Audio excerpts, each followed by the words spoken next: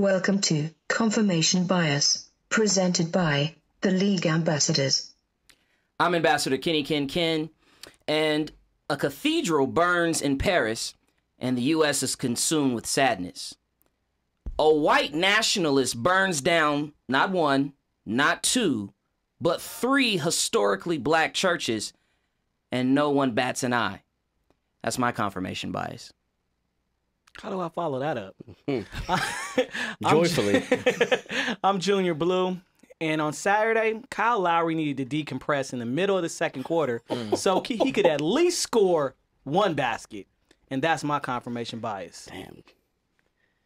I'm Ambassador Dad, and I was told a very long time ago about this phenomenon called grown man strength. And I thought it was fake until I ran into a grown-ass man on the basketball court. And then I really knew it was for sure real when I got that strength and that power myself. But I grew up in Baltimore. Maybe they don't teach that in Brno, Russia, where Andrei Shevchenko is from. And if those of you don't know who that is, ask Alexander Ovechkin, because he put that young boy to sleep. And that is not hyperbole. He's in concussion protocol. And that's my confirmation bias. Wrap it up, B.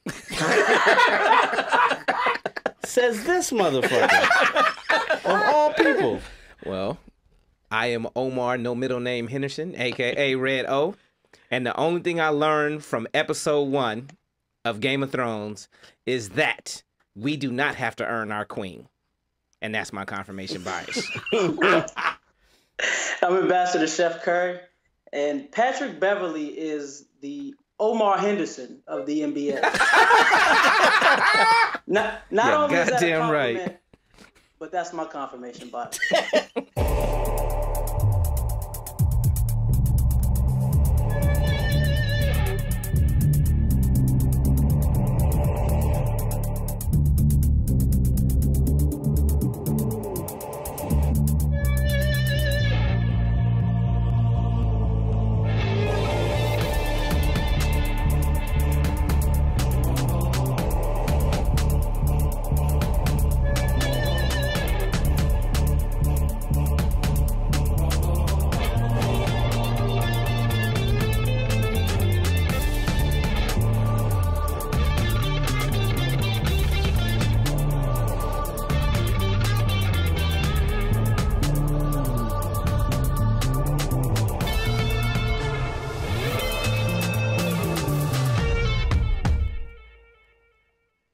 Welcome to Confirmation Bias, presented by the League Ambassadors. This is episode 69 Gonna be a good show, motherfucker. of our podcast. As a reminder, you can follow us everywhere on social media. Our handle is at The League AM. Also, please check out our website, theleagueam.com. Please subscribe to our YouTube channel, League Ambassadors. And finally, follow us on Twitch. If you haven't already done so, we've got a Twitch account. We're rocking and rolling. In fact, we are going to do a live stream on Twitch this weekend, this Saturday, 420. Okay, TLA presents Buddies, Budding with Bud on Bud Day. What's the, what are we twitching, though? What are we twitching? Oh, the fight, Bud Crawford. But it's 420, and it's the League Ambassadors is all you need to know. We'll be there all day. It's going to be hazy. It's going to be It's gonna be hazy. Let's get this show on the road with our hot topic. Eldrick Taunt Woods, more commonly referred to or known as Tiger, officially completed his comeback to the top echelon of professional golf this past Sunday at the Masters Golf Tournament, finishing at 13 under par and winning the green jacket for the 5th time. This is his 15th major championship. Let's just jump right into it. First of all, guys, for each of you, and I'll start with you, Kev, what was the most defining moment of the tournament this past weekend? Sure, I think it was absolutely the turning point when he was making his charge. I would say maybe like the last 5 or 6 holes, when out of the maybe top 5 or 6 guys that were fighting for the lead, 4 of them found the pond, and Tiger continued to hit the green, continued to move forward. I mean, it was just great to see him actually be that intimidating force again. I mean, even for me, like I'm rooting for the guy and I'm watching it like, oh shit, like I'm glad I'm not going up against him. And you saw how everybody else folded under that pressure. So it was great to see him finally, like Devin had said in the chat, that this is when you take the match, and he went ahead and did it. Well, for me, it's the exact same thing. And the hole was actually the 12th, I believe. And everyone in the group ahead of him and who was with him, and poor Molinari, the eye tag. The eye tag. 15th. It was 15? It was 15. It was 15. Yeah. Okay. They just buckled under the pressure. And Right. he went for the safe shot because he's played that course so many times, put so many hours in.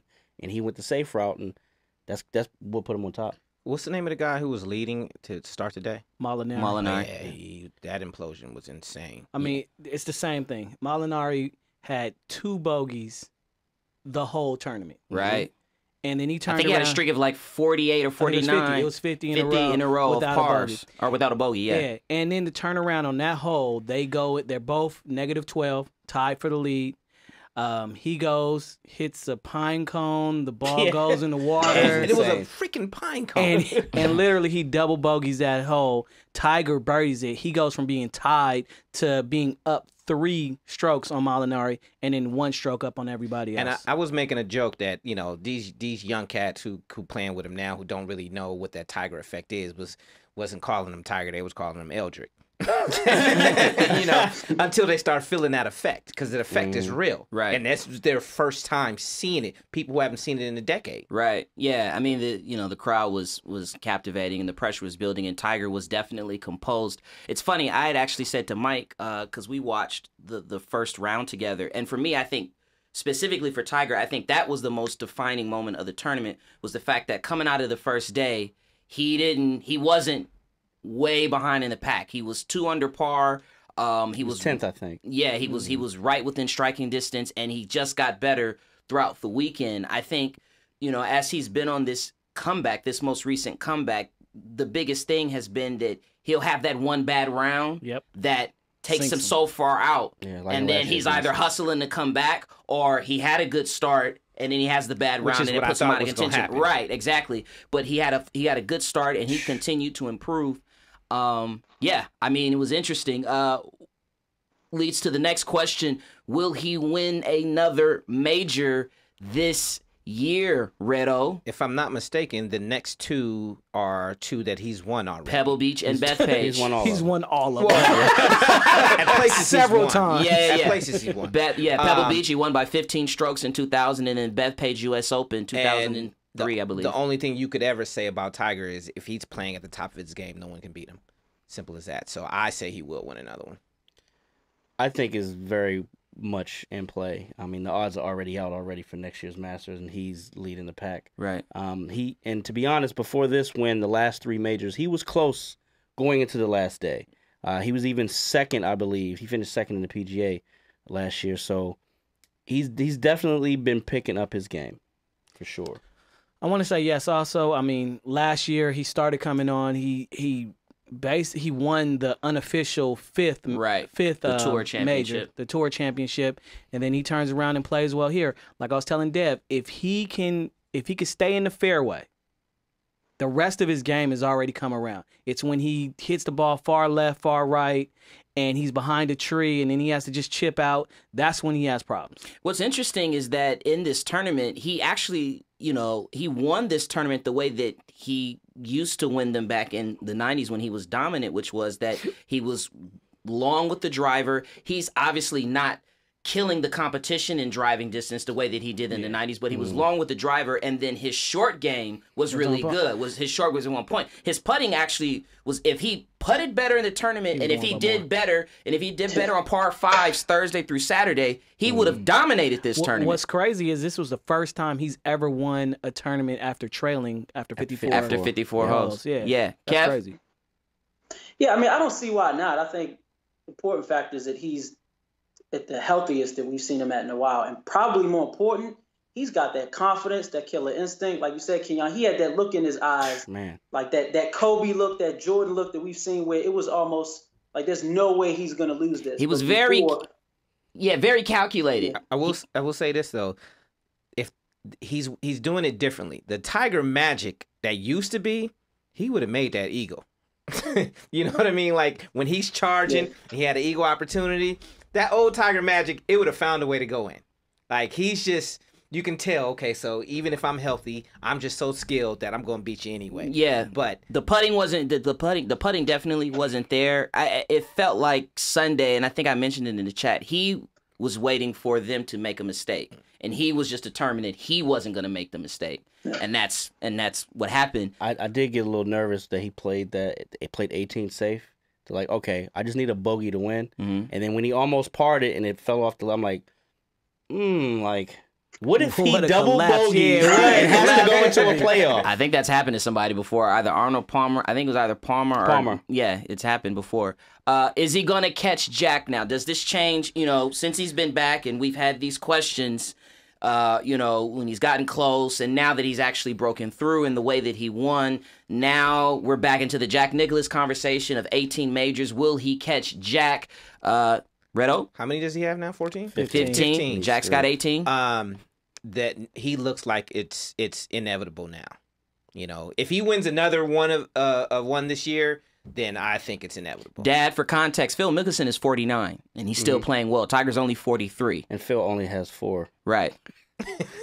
Well, I'm just saying. But still, I'm saying, but like that's been his contemporary. Yeah. No,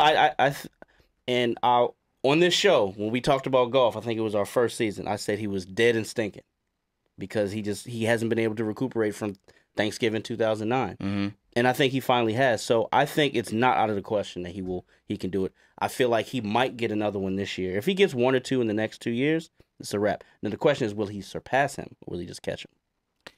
If he stays healthy, he passes him. Kev?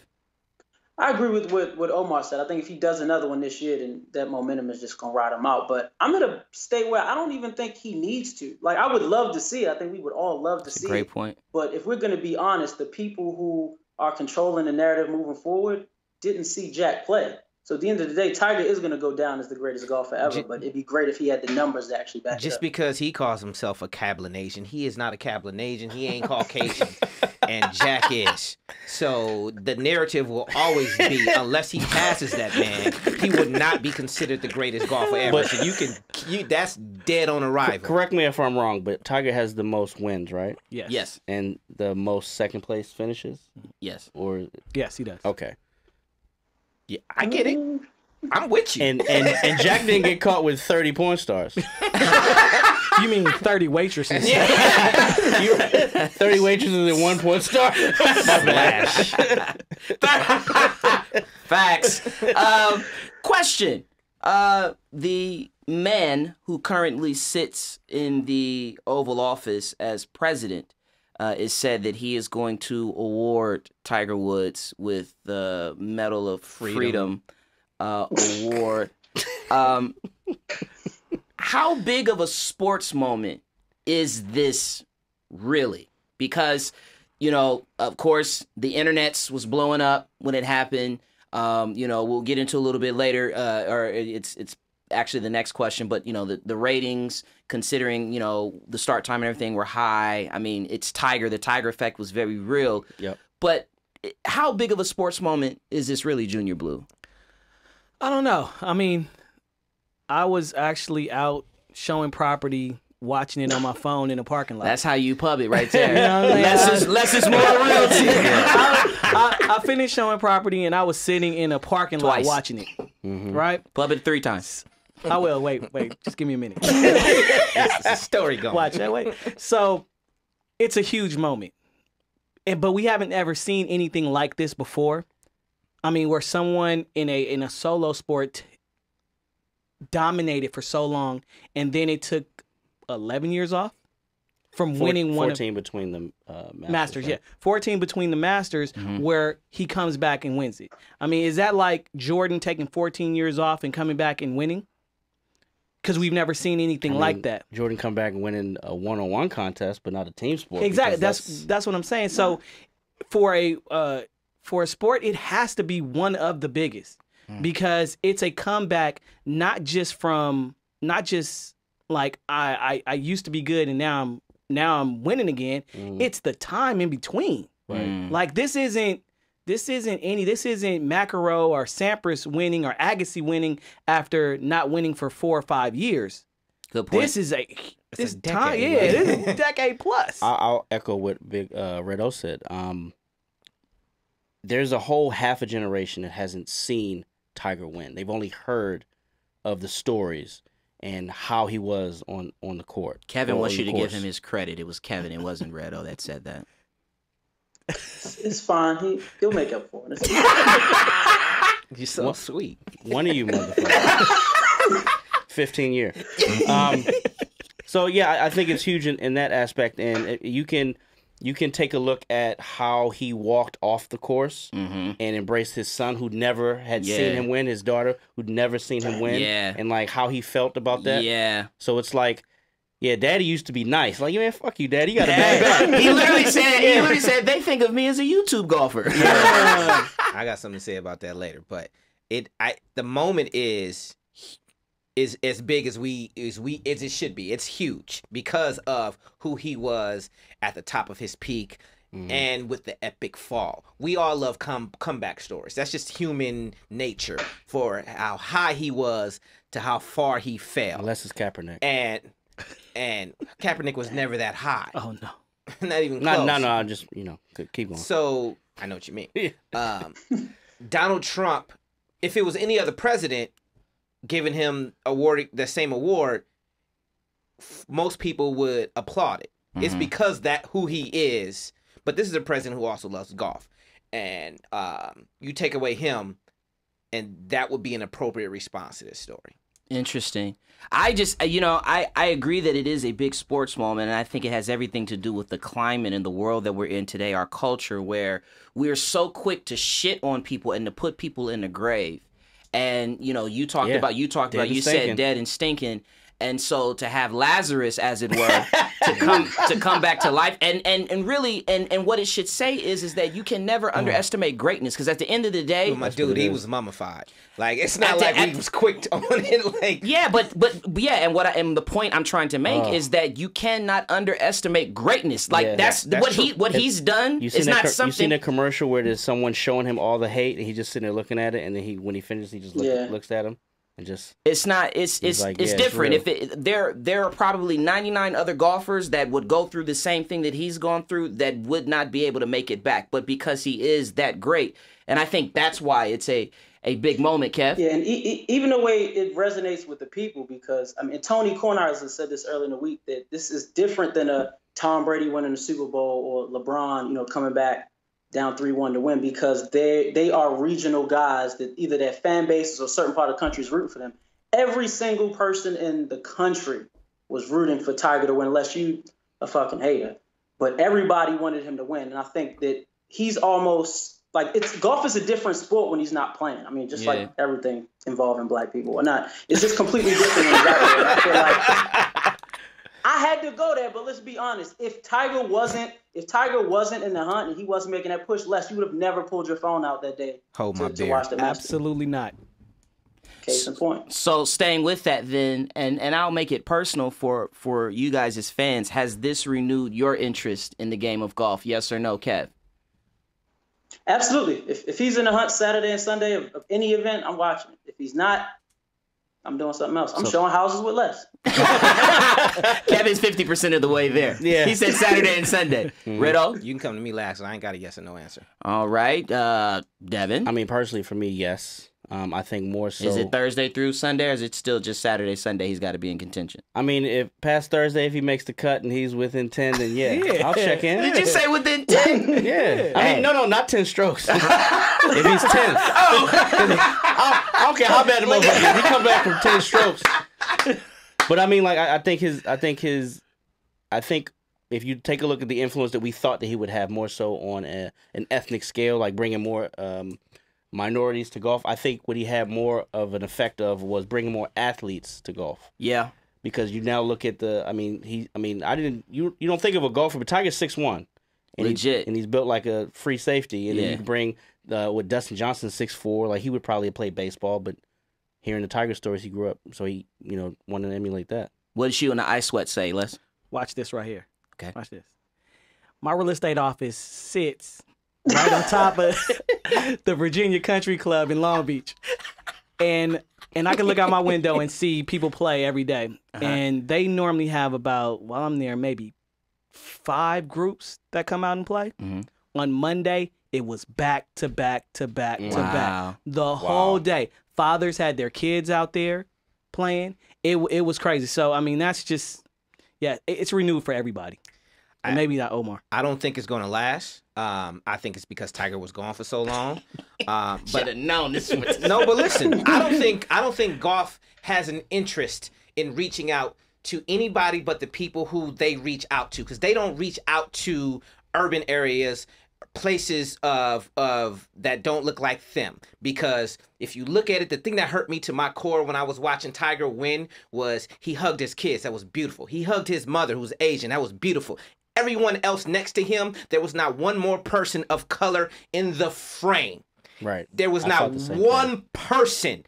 He could bring so many kids. He could bring so many people to see something that they never get a chance to see. He's not interested in it. Golf is not interested in it. Golf is not relying on Tiger Woods because they get along when he's not winning. They're still there. Now, don't get me wrong. The what do you call it? The ratings are better when he's there. But golf is just fine with what they have, which is white people. They are just fine.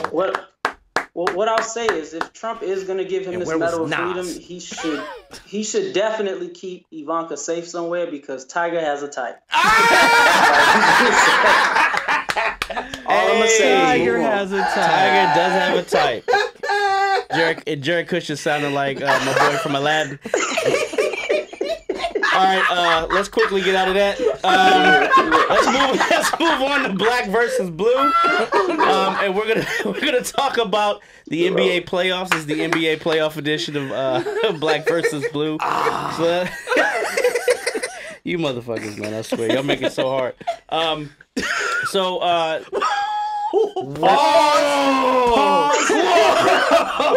Whoa! What happened?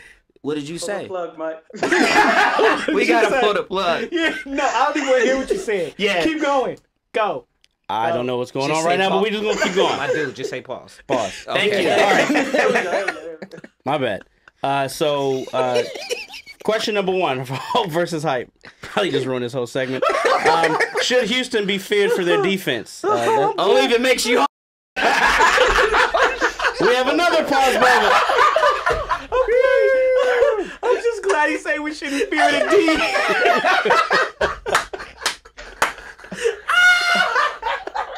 I got a flag to catch. I'm not doing this.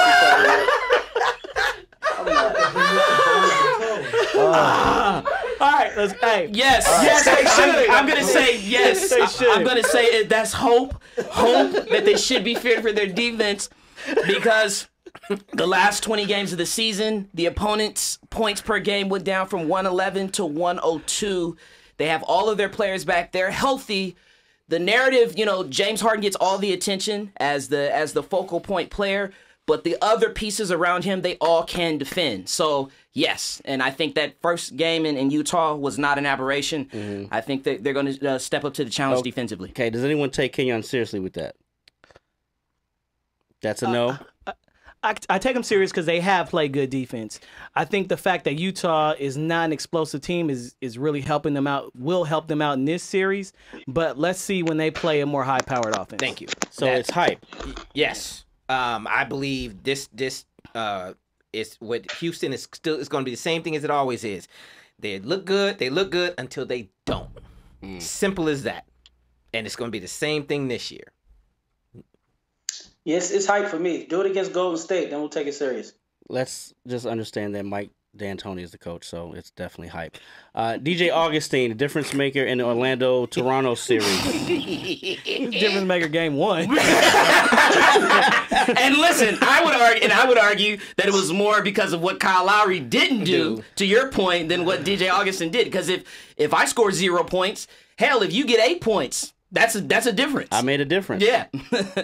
I think it's hype because I think once Kyle gets to the playoffs, his name is Tethered Kyle. He's oh wow. He's the upside down version of himself. Oh wow. Damn. Prove me wrong. Prove me wrong. Where's the lie? Where's the lie? It only hurt because it was true. Hey, after that first game though, the only thing that popped in my head was put Kawhi Leonard on him and see how that changes. He was making great plays. He was mastering the point guard position, setting guys up, knowing when to take his shot. But that's why it's a 7-game series, and we saw tonight that shit's dead. So Kevin, you have the TV in front of you. That shit's dead. I have my computer in front of me with my show notes, but give me. I can let you know whatever you want to know. It's fine, brother. Don't even. We're not even impressed. That's funny. So with the hobbled Embiid, a soft Simmons, an absentee Tobias Harris. Well, the Nets pulled the upset, and this was pre-game 2. But is this hope versus hype? Listen, I think it's hope. I think it's really hope. Listen, on my own. Yes, so many times. Love said was easy. Jesus Lord. Listen, when you are in a playoff game and you're on the bench with the cell phone out, come on, man. Did we get the story with that though? Because there was some reports to saying that he was checking up on his sick daughter. Inexcusable. Whatever it is, it's inexcusable. And Embiid is hobbled. And Ben Simmons, he is soft. And Tobias Harris has been missing, not just game 1, but he's been missing for a minute. Jimmy Butler's the only one. 28 points in game 2 or something like that? They scored 51 points in the third quarter of game 2. It's a wrap. Yeah, it's a wrap. Bruh, it's hype. They'll make it competitive. But guess what? They'll... All the shit that you mentioned won't matter this round.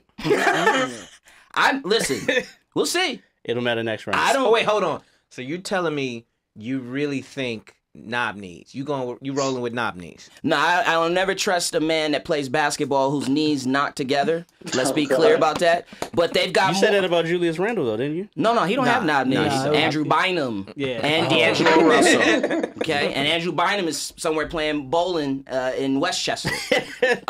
No, but it's not just D'Angelo Russell. It's Joe Harris, it's Spencer Dinwiddie. They run that 3-guard alignment with Karis LeVert, Dinwiddie, and Russell. Listen, they play fast. They play loose. We gonna see, and I'm interested in seeing what happens with the series in Brooklyn. Kev? Yeah, it's hype to me, but Kenyon, a little bit to your point, I promised my neighbor who's a diehard Nets fan, shout out to Brian Rhodes, I did promise him Saturday before the game started that this would go 6. He didn't believe me. I think they can make the series competitive, but I don't see the Nets pulling the upset. All right, so let's move to hit or flop. We have the Clippers last night. They pulled one of the biggest comebacks of all time. The biggest playoff comeback. The biggest, you're right. 31 points. Yeah. I admit, I was watching the game. I turned it off to watch Billions. Billions went off, which was a great episode, by the way. It wasn't a bad choice. It was a great show. You're right. I come back and the game's over, and they were down by 4. So will the Clippers make this a competitive series? Fuck no. Was it hit or flop? Hit or flop. Flop. It's a flop with a caveat. Substitute competitive for taxing, and I think that's part of the reason why. For me, I don't have Golden State going back to the finals this year. The worst thing they could have done was come back, because now they have their attention. And that's the one team you don't want them to be focused on you. I mean, they was up by 30. You should have just took the L, and you might have had a better chance. They had a team meeting after the game. Yeah, I think it was a wake-up call to not try and use that on and off switch. Kev? Yeah, especially with Boogie getting hurt. I mean, I do think it's a flop, and it's technically competitive because it's tied up. But I don't think the Clippers have a chance, because when Golden State plays their best basketball, and again, this was after Boogie went down, they were up 30. And then they took their proverbial foot off the gas. Like you said, didn't take them serious. And now with adversity in their face, they're going to get 2 of the best players in the world who are on the same team that are probably going to play their best game so far, in either Steph or KD. So it'll probably go 5, possibly 6, but they don't have a shot. All right, staying in the Western Conference, will the Nuggets playoff inexperience? Well, the Nuggets playoff inexperience won't factor into the Spurs series. Is that a hit or a flop? I think that statement, which I put out there. Okay. To be clear, that statement is a flop. only because I just think the Spurs are a better team. And I hope somebody can pull the score real quick because I believe the Spurs are winning game 2, which if they go back home up 2-0, this series is over. I just think Spurs are up 11. The Spurs are up 11. The Spurs are just a better team. I think the narrative is that if the Spurs were going to compete and are winning this series, it would be because of the Nuggets' inexperience, hence the question. But I don't think it's about an experience. They just are a better team. And they could be.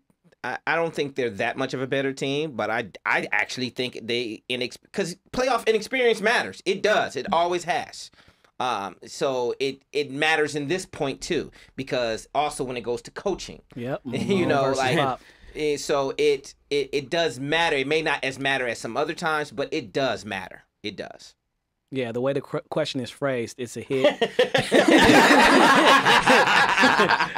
Because Michael Malone Oddly versus phrased. Pop, Right. it's playing out the way you expect it to. Kevron? Yeah, Ken, but I think the Spurs are a better team in this circumstance, in the playoff environment, because of their experience. Because it's no question that Denver might be the deepest team in the league, but they don't have that one guy to, hey, settle us down, put the ball in his hands, go get a quality shot, because they haven't experienced this before. So I thought the Spurs were going to beat them going into it. I didn't see them going up 2-0 like today's starting to appear, but.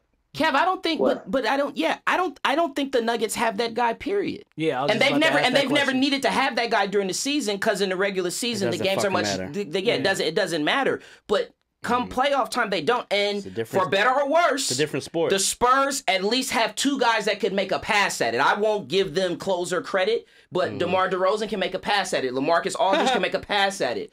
The Nuggets don't have. pass at it. Yeah, he gonna pass at it. All right. Yeah, he gonna pass the at it. Nuggets. The Right to Nuggets. somebody else. The Nuggets don't have that person. It's it. not Jamal Murray. It's not Jokic. That's not in Jokic's game. And Mike Malone actually talked about that after Yeah. game 1. And that's why I'm saying I just think they're a He better needs somebody team. to bring it out of him. My thing is this. The Spurs have made the playoffs 21 straight years. They've only lost in the first round 5 times. So let's think about that shit. Last one in hit or flop. Westbrook versus Lillard is the best matchup in round 1. I think it's a hit. I'm excited about it. I'm looking forward to it, and I think it's gonna be a long series, and they're gonna go right back and forth at each other. And listen, he doesn't get enough credit, and he'll probably never make All NBA first team. But Damian Lillard is a dog. Definitely. And if Westbrook tries to have a shootout with him, it's not going to go well. Only one of them got bullets. One of them got bullets. But I'm going to say it's a flop because it's Kyle Lowry versus points. Hey, let's just make it audible. I agree with you, Les. I think it's a flop. It may be the best head-to-head in terms of names going up against each other at the same position, but I don't think it'll produce the best because Westbrook won't actually hold his end of the bargain in terms of winning basketball. I mean, you're the point guard of a team that shot 5 for 33 from 3 in game 1. They've been this bad all season. And to the point you made earlier, you can do that in the regular season. That shit don't fly in the playoffs. And if you ask me, I think the best matchup is Patrick Beverly is going up against on a night-to-night basis. That motherfucker is must-see TV. Don't steal my thunder. So I feel like it could be what you got to say. Make some noise. It could be the best one, Westbrook, but right now it's Nightcrawler versus Durant. Let's eat dirt. Eat dirt. Shout out to Boondocks. Because right now that was an awesome matchup. He had 8 shots last night. Yeah. They were moving the ball. It was a function of Steph Curry got off in the second quarter. It's a function of that. I mean, they they're in a flow, but there's definitely going to be some moments. Durant is such a mental case that he let this person Potato who's a foot, salad. a foot shorter than him get in his head. Yeah. Potato salad. In the third quarter, that was actually, to me, that's what changed the game last night. Have fun. But to pass defense, though, I mean, granted, yes, Durant is an all-world scorer, but for someone who is as tall as he is and doesn't necessarily post up as much as he should, a shorter guy with equal strength actually has the leverage over the way Kevin Durant plays basketball. I think he's way stronger. Nightcrawler is stronger. I get that, but that's my point, though. Granted, yes, he is getting in his head, but he actually is a bad matchup for Kevin Durant in terms of the way he plays basketball. He is a perimeter player, at the end of the day. He got knocked out on the basketball court a lot growing up, I'm sure. Oh my God. He's dark as a smoke demon. Shout out to Game of Thrones. Newsworthy or nothing to see The here. hits just keep coming. Just keep going. Hey, I told you we need to drink more on this show. Kawhi only played 33 minutes in game 1. We don't know what his final total is for game 33 2. minutes. Newsworthy or nothing to see here. I think it's newsworthy, and I think I'm the only one that thinks it was Yes, you newsworthy are. that he played 33 minutes in game 1 because it's the playoffs. And especially in a game where, to your point, what you said earlier, Kev, if Kyle Lowry needs to decompress or whatever, he's tethered, whatever his issues are, Kawhi Leonard, this is your time to step up, and they should be up 2-0, but you playing 33 minutes, you weren't in foul trouble, you, I think, had 28 points in game 1. They lost by, 3? Yeah. And Kyle Lowry had how many in game 1? 0. Okay. I think that's news. They got shit to do with his 33 minutes. I think I understand where you're going with it. I just think it's more of like below the fold type. It's like if it continues, and then yes. If it was an aberration and it doesn't happen again, then it becomes newsworthy. There's no what are you doing? I mean, giving he up played, games? but this is the thing. He played 34 minutes a game during the regular season. Nick Nurse, rookie coach. You never know. He might have thought, "Hey, we're playing the Magic. I'm going to try to keep our rotation at the same thing." Well, what he did Kyle Lowry? He kept him in with 3 fouls today. Yeah, exactly. Yeah. And he still just played 33 minutes because they won by 33. Yeah. So. But hey, I think it's simpler than that. I mean, Ken, I don't think they're giving away games because if you look at history, Toronto is 2-14 in game ones. I mean, they had to get this shit out the way before they decided they were going to actually show up and play basketball. So, I get where you're going, but if Kawhi shows up and does half of what he did tonight, this should be over by the weekend. Kev, homework assignment real quick. Find out what Kyle Lowry's stats are on your downtime. Gotcha. This should be unanimous. Blake Griffin out for round 1. Newsworthy or nothing to see here? Nothing to see here. It would be something to see if he played. Hey, as he's pulling a Stephen A. Smith and looking at his phone. Motherfucker ain't worth me looking at the camera. Because he didn't play his rookie season. This Right. is not something new. Well, Clipper Hey, curse. Kyle Lowry had 22 tonight. Yeah, Talking all that 7 shit. and 8. Now, is this the real Kyle Lowry or is the tethered version? That Yeah, they 15 switched? by I don't know halftime. which version this is. I don't know. He's averaging 11 for the series. And that's why Les can be a realtor. 'Cause he knows how to do quick math. Quick math. Last and not least in newsworthy, nothing to see here. Brett Brown's future in Philly hinges solely on his playoff success this year. Yeah, I think that's newsworthy. Yeah. I'm a big believer, specifically in basketball, that there are coaching tiers. And I think what's becoming apparent to Elton Brand and the brass in Philadelphia is that Brett Brown is the coach that you have to get a team from nothing, get him to something. But he's not going to be the coach that gets them from something to over the hump. And I think that's why that mandate is out there. That's why that pressure is out there. And so, yeah, I mean, I do think it's news because not enough people talk about that. And that's one of those things that, like, if we were having a conversation with a general manager or with an owner of a team, I'd want to ask, like, is that something that you believe in? Do you subscribe to that theory that not every coach is going to be the coach that gets you to the promised land? Yeah, because there's a lot of Dale Harrises. They all seem like Dale Harris. I know. I think Elton Brand really went all in this year because I'm not sure if they're going to re-sign Jimmy Butler because they're not going to offer him the max. They gave up too much for Tobias Harris, so they're going to offer him. Yeah, Jimmy wants to come to LA anyway, so he's either going to be a Clipper or. So you go all in on this year, and you're struggling in the first round against the Brooklyn Nets. So I mean, it definitely rides on this year. But that's my issue though, and I'm gonna only say this is nothing to see here because we had a show last year, the day he got that extension, and I sat here on this platform and said I think that's a mistake. I think he's playing with house money this year. You don't meaning last year. So when you're on the stage this year, where you go all in and the pressure's on him, then you wait to see how this year pans out to decide if you want to extend him or if you want to cut bait. I thought that was a huge mistake, and honestly, if they don't make it to at least the Eastern Conference Finals this year, he's fired. And I thought that last year. I mean, it's a lot easier to fire the coach than to get rid of players. And I don't care how good you are at coaching, you can't make someone a better shooter. And because Simmons cannot shoot, it's so easy to coach Defend, yep. around that. Yeah. How good is Simmons going to be? Let's project 5 years If out. he don't start taking threes, he's He gonna don't be. even need to take threes. He just needs to be able to scare you with a 17-footer or something. Hit your free throws. I think he does need to take threes at this point. To your point, or kind of piggybacking off of that, he don't need to make them. He don't need to be proficient, but he's got to start taking them. He need to be in the 30s somewhere. He needs to. He's not getting in the 30s. If he can make 31, Well, we don't even know. We don't know because he don't take them. There's a reason why he doesn't take it. I mean, when you ain't feeling it, you pass the rock. yeah, He hasn't felt Shit. it He ain't for never 6 feeling it. hey, years. they traded Markel Fultz for less. Uh-oh.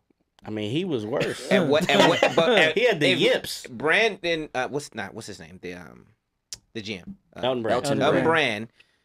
Like, he's looking at this from fresh eyes.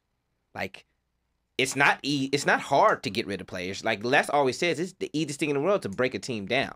Like, if he's looking at this, it may not just be the coach, because you have options with these players.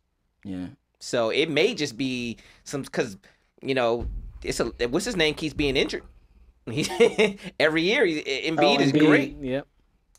So there's so many flaws. It's not just one or two.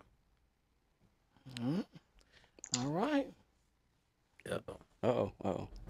Is that a bell? Oh, hey. Look at that.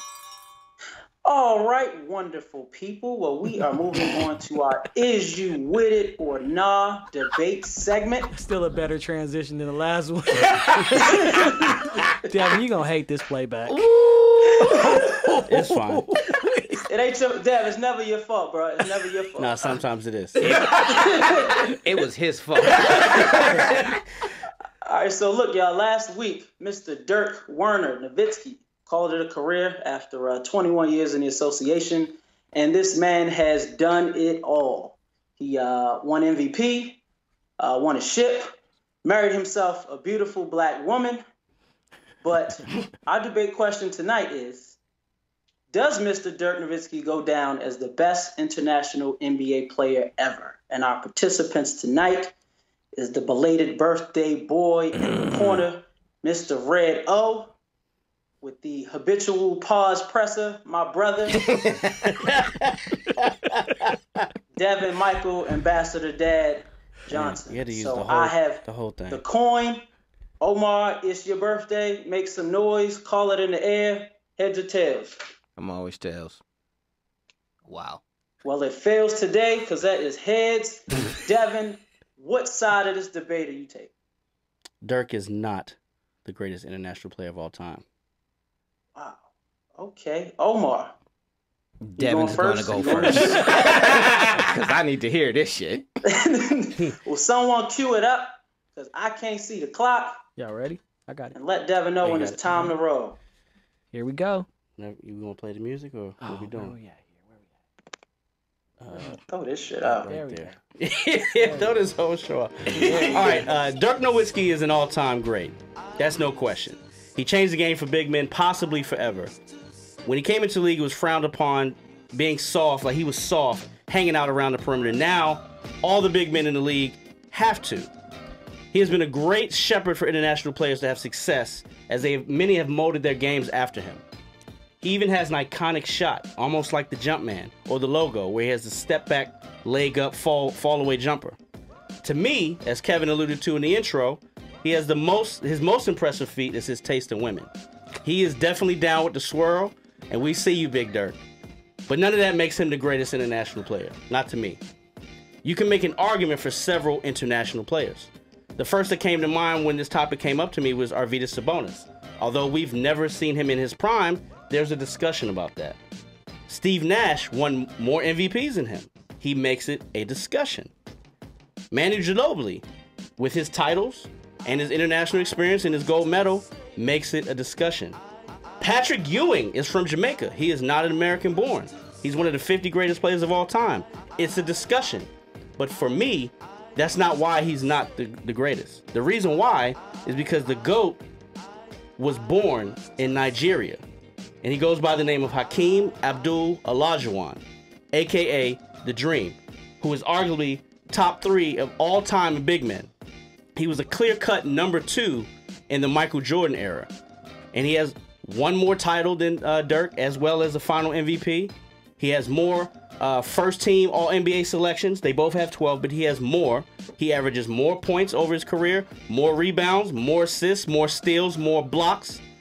The Dream gave you the same amount of offense that Dirk did, while still being 2-time Defensive Player of the Year, first-team All-Defense 5 times, 2-time rebound leader, 3-time led the league in blocks. Dirk has a great story. He's not the greatest. The kid who didn't pick up basketball to the age of 15 because he was playing soccer, that should go internationally. The GOAT. All right, Omar. Tell us why it's Dirk. Well, one, thank you for giving us some of his accolades at the beginning of your thing. One, Olajuwon played for the Americans gold medal squad in 1996. That kind of X's him out of the international play anyway. He's never played internationally. He played here.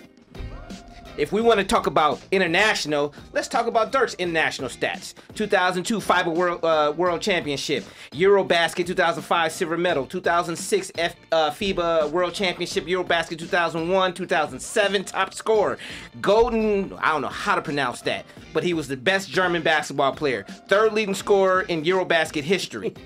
Leading scorer in the history of senior German national basketball team. That's just his international stuff. Besides the German League MVP, besides German League top scorer, besides 6-time Euro score leader, besides 2-time FIBA World Men's Player of the Year, besides Mr. Europa, besides 5-time All Europeans Player of the Year, besides German national flag bearer at the 2008 Olympics in Beijing, China, besides Best NBA Player ESPY Award 2011, besides Best Male Athlete ESPY Awards 2011, besides Outstanding Team ESPY Award with the Dallas Mavericks in 2011, besides beating that super team in Miami, which in itself makes him the best. But let's go to his American accomplishments, because that was just German accomplishments. And stop me when the clock goes, because I'm going to be still going. NBA Finals MVP 2011, most NBA Most Valuable Player 2007, 14-time NBA All-Star, 12-time All-NBA team, 4 times first team, 5 times second team, 3 times third team, 3-point shooting championship, NBA Shooting Stars champion, NBA Teammate of the Year, ranked 6th in all-time scoring, ranked 5th in all-time defensive rebounds, ranked 2nd in all-time NBA Finals free throw percentage, 82 consecutive free throws made in the regular season, the 3rd longest streak of all time. 26 consecutive free throws made in the finals, longest streak of all time. One of 3 players with at least 30,000 points, 10,000 rebounds, 3,000 assists, 1,000 steals, and 1,000 blocks. And I ain't halfway done. Omar with notes is a nasty motherfucker. Hey, Obviously, tax season is over. Listen. Yes, thank you, Les. I wanted to say that earlier in the show. We know tax season is over because Omar is here. just because he reading Wikipedia don't mean that shit is right. Cut and paste, bitch. He was listing off his Pee-wee rec accomplishments. Who gives a fuck about that? What he do in the league? Who's judging this shit, Kev? Unfortunately, I believe Les has to make the decision on this. Yeah, this was actually tougher than I thought with the vigor that Red Oak. That's called speed. Jarrell Miller. Right. That's called PCP. Hey, I went in it with Tax day was yesterday. I gotta finish filing everybody's shit. By hook or crook. Mostly by crook. Yeah. Yo. get it how you get it. Get it how you get it. Save us, Les. right. This shit was doomed 20 minutes ago. I went into this with Hakeem Olajuwon being the greatest international player. Redo, you almost swayed me. But I'm going with Hakeem Olajuwon because of the player he was. A lot of the I can't even speak. Oh, A lot of accomplishments that he had. Oh, it's still there. It's still there. Hey, that's 15 years right Somebody get the ring. 15 years. Cheers. Was because he played 21 seasons. You know, with him being top 5 this and top 6 this. Longevity should not be discounted. I can't it's wait to not. listen to the playback of this. It's not, but the fact that Olajuwon did what he did and the player he was, I go with Devin. And I want the Because unredacted version too. And in his You last hear me, 5 Bart? years, he Unredacted played no more version. than 50 games a season. That should be discounted against him. What do you? Let me ask you, Les. What do you think about the point? Because that was an interesting point. Because Olajuwon came to mind. Tim Duncan. Yeah, He's not really. international. But that's He's okay. an American citizen. Listen. So that I was hoping he picked him. slow. Listen, come on, calm the angel down. What do you think about that argument? Because I think that's a legitimate argument. That It is. these aren't they weren't international players. He was born internationally. And a lot of players are born internationally, and I feel like he was that player. He's not known as an American player. He played college here, He right? played for our Olympic team. He He has played an for the American Olympic gold team. medal. But what was he born as? What was his nationality? What country was he born in? Kyrie What Irving was he a born citizen? in What was Australia. he a Nobody thinks citizen? of him as an He Australian was, player. He was born on a U.S. military base. base. Yeah. Still born in Australia. Yeah, no, he Hakeem wasn't. was born in a Technically, hut, and he was probably the nicest goalie you ever saw at 6'9". yeah. So He played more of that internationally than he did basketball. So that makes him international. Kevin, I'm gonna go out on the limit. Outside of Paul Pierce, I was gonna say outside Yeah. of Paul Pierce, I can't think of any other NBA athlete that needed a championship to solidify their career Right. more than Dirk did, because the jury was out, man. And he just so happened to do it against 2 of the best players in the league at that time who were on the same team, and he bust their ass. he was deserved it. traded for tractor trailer. He was traded for Hey. Robert Tractor Trailer. Rest Rest in in peace. peace. He Yeah. was nice. Yeah. Because we ain't seen no tape on all those fucking Pee Wee tournaments that Omar was ripping out that The under 15s. he won. The all-time leading score in Worcester Cooch rec history. Hot dog history. I love that. Kevin, before we go to diplomatic immunity, I think James Harden is also, and that's one of the things I think that everybody should that be needs one? that should be paying attention to in this playoff run. James Harden is approaching that territory that you're talking about, Paul Pierce, Because of the numbers. Dirk Nowitzki. Listen, you need to get a title, son. It's not gonna happen. Yeah. Diplomatic immunity. What we got? I'm sure we got a All lot. right, so we're relying on our wonderful fans and contributors on the live Facebook feed to save us today. We have an interesting spark note from Big Perm Eric Cotman, who wanted us all to know that Brooks Koepka is 6'2", 225 pounds. Those are some pretty big golfers. And some news out of Seattle this morning. Mr. Why You Trying to Steal My Girl, Russell Wilson, agreed to a 4-year, $140 million, $65 million guarantee with the Seahawks. Finally got his contract. I think What it do was you take 107 away from this, guaranteed. guys? 107 million guaranteed. 65 was the bonus. Yeah. Thank you for that correction. No worries. What do you got takeaways from this deal for Mr. Wilson? That Seattle's going to suck for a mighty long time. But that he deserved that bag. But If he wasn't going to get it from them, he was getting it from somebody. Yeah. I take away that if you aim for the stars and you hit the moon, or you aim for the moon and hit the stars, because what they were really asking for in this, number one, they wanted compensation to be tied to a percentage of the team's overall salary cap. That was what they were asking for. They were also asking for, once Seattle said, no, we're not going to do that, then it was, okay, well, we want language that says that at the end of this deal, which I believe it ends in 2023, that you can't put any tags on Russell Wilson, no franchise, no transition tag. They also said no, but then they did give him the no trade clause, Yep. and then they also made sure that the money was right, which is why he's got $107 million guaranteed, an average annual salary of $35 million a year. So you ask for the crazy stuff that you know they're not going to give, but you're resolute in that. This is a lesson in negotiating, players, Negro players, in all sports. You go hard and stand for something, and then you walk away with the bag. He walked away with the bag. He would have gotten destroyed if he had less guaranteed money than Kirk Cousins. Yep. Yeah. And Kirk had what, And I 84, def- right? 84. And And I go ahead, Les. I was gonna say we all thought they was gonna suck last year. Yeah. They're paying nobody but him. Right. So they might be all right. Yeah, and I think that's why I'd say he deserves it from that standpoint, because I could argue that he's the most valuable quarterback to any team in the league based on what they're trying to accomplish. I mean, we had a whole show about how bad they were. Kevin, you've been be. saying it for years that he's that, though.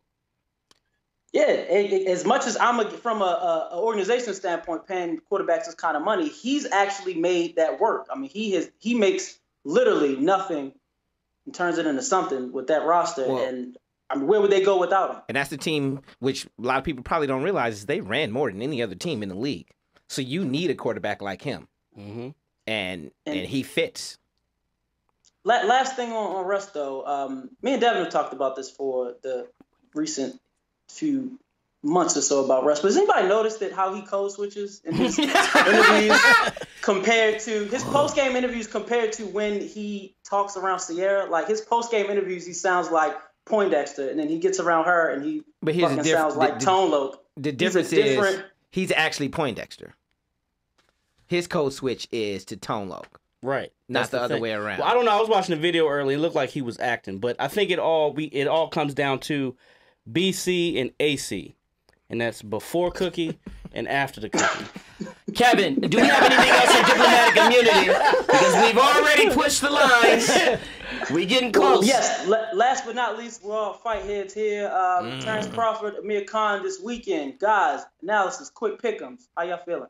Well, I think it's going to be an interesting fight for about 4.5 rounds. I think Khan 4.5. Khan has because probably Bud is a slow starter. Yeah, Bud is a slow starter. Bud likes to get hit. Amir Khan hand speed is real. It's probably the fastest in boxing. Yeah. If you take out someone that never fights, and we're not going to even mention him because we're tired of that motherfucker. Excuse me. And I think Bud walks him down with better skill and maybe stops him late, but definitely gets the majority decision or unanimous decision. I actually think it's a failure if Bud doesn't knock him out. This man has a notorious glass chin. I don't know if there's another boxer besides Glass Joe and Mike Tyson Punch-Out with a bigger glass chin. Like, his skills are impressive. His speed is impressive. But the one thing about boxing is it's hard to be successful if you cannot take a punch. And he cannot take a punch on his jaw. It's not something that's an anomaly anymore. It's proven. Don't be surprised if it's a washout, because age is undefeated and Amir Khan has been boxing a long time. Terrence Crawford may just dust him all the way off. I hope he does. We will stop it right here. This has been a very fun and entertaining episode. A couple edits. It's appropriate. It's episode 69. Okay? Hey. Episode 69. It was a little wild. I'm a little upset at that. Well, you know. Follow us on social media. Pause. Follow us on social media everywhere. At The League AM is our handle. Again, follow us on Twitch. If you don't know about Twitch, get to know Twitch. We're going to be there. Not Switch. Twitch. We're going to be there this Saturday. Let me get it right. TLA presents Buddies Budding with Bud on Bud Day. YouTube channel League Ambassadors. We will see you next week.